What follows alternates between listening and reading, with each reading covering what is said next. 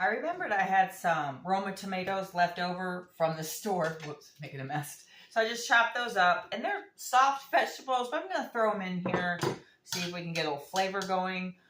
I'm going to use my Mediterranean citrus that I used on my signature salad, and we're just going to get some seasoning in there and start up cooking those vegetables. All right, now I've got one green tomato from our garden. So what I'm going to do with this guy is sliced up and fried green tomatoes. Some of you have probably seen the movie, but it's or read the novel.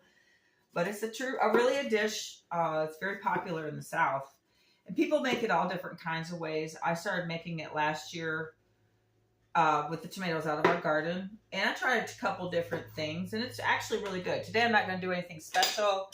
I'm just going to kind of coat it with I don't know. We use these garlic and chili pepper spices mix. I'm just going to coat it with that a little bit. I mean, sometimes we use like fish fry coating. That works really well on fried green tomatoes. And, some people dip them in batter. But my daughter and I went to Nashville one time, and she loves Gavin DeGraw. And Gavin DeGraw has a restaurant in Nashville. And that's the first time I think I had fried green tomatoes. We ordered some from the menu there. They were really good. I really enjoyed them. But I thought mine were good too. Don, when a Southern person compliments my cooking, I'm very flattered, because the one thing, it took me a really long time to get used to the South because of the heat most of the time. And the culture is just a lot different than what I was used to in the Midwest and in Southern California, because I moved here from Southern California. But man, their food is good. The food in the South, oh my gosh, the things that they cook that I never had, like I tell them I never had okra till I moved to the South. They're like, what? And I'm like, yeah, no okra.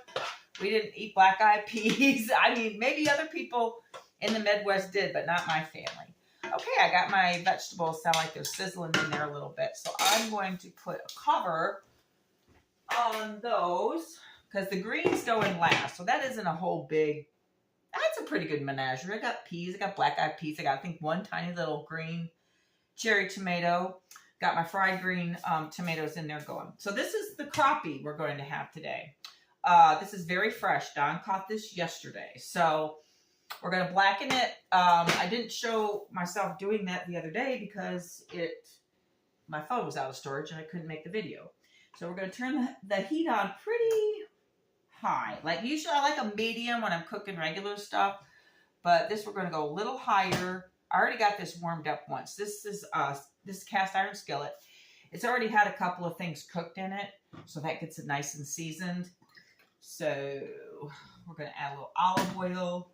Let me throw out that piece of tomato. Get that going. So I bought this new spice blend yesterday or a couple days ago at Home Depot. Chili Verde Rub Seasoning. Smells delicious. So I'm going to liberally cover the first layer of my fish here. I'm not super careful. I honestly don't know what I'm doing. I'm making this up as I go along. And usually it tastes okay. Don hasn't had any real complaints about my cooking so far in our marriage. Of course, we've only been married like 7 months, although we've been together for 17 years. So, and then just get those all coated. I'm just willy-nilly coating them with this coating. I think the secret to blackening is make sure your fillets are well coated with something before you put them in the oil. So I'm just liberally getting these all covered with this spice blend, and going to get those. I don't feel hot enough yet. Probably not. I remember the way to check if a skillet is hot enough for pancakes, which I can't cook to save my life. I can't cook a pancake. I don't know. I have a little waffle maker. I'm fine with that, but pancakes are not my calling. And oh, that's ready. Okay, so my son JJ loves him some pancakes. So when he comes to visit, I make him like protein waffle. Don bought this little tiny waffle maker, and that's, basically pancakes. So that helps. So I'm going to put these fillets in this nice hot skillet. Oh yeah, it's sizzling, so that's good and hot. I'm going to make sure they're covered with, I'm using a couple different things here. I just mixed in my my Mediterranean blend as well. But these all look nice and coated with the spice. This is nice and this is pretty fine, so there's nothing real flaky. I know my husband has dental work, so he can't get real sometimes flaky or small seedy things. He can't eat because they get in his dental work too much. So they do in my teeth too. I just dig it out with my little tool. I've learned where the expression long of tooth comes from because as I get older, my teeth are getting longer because my gums are receding. So I am a kind of an aggressive brusher too, so that's probably most of the problem. All right, we're getting these fillets going really good in the skillet. Let me put that here. All right. Ooh, let me check my vegetables. Oh yeah, that's going good too. All right, I'm going to turn the heat down a little bit on the vegetables. That looks a little too hot, but they're looking good. I think. Oh yeah, you can see them in them. We worked really hard to set this camera up so we could get both me and the food in there. Of course, if it came down to one or the other, I would have just had the food in there. But let's see.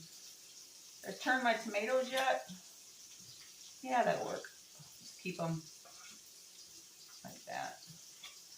Oh yeah, I think that's going to be good. So let's leave that simmering.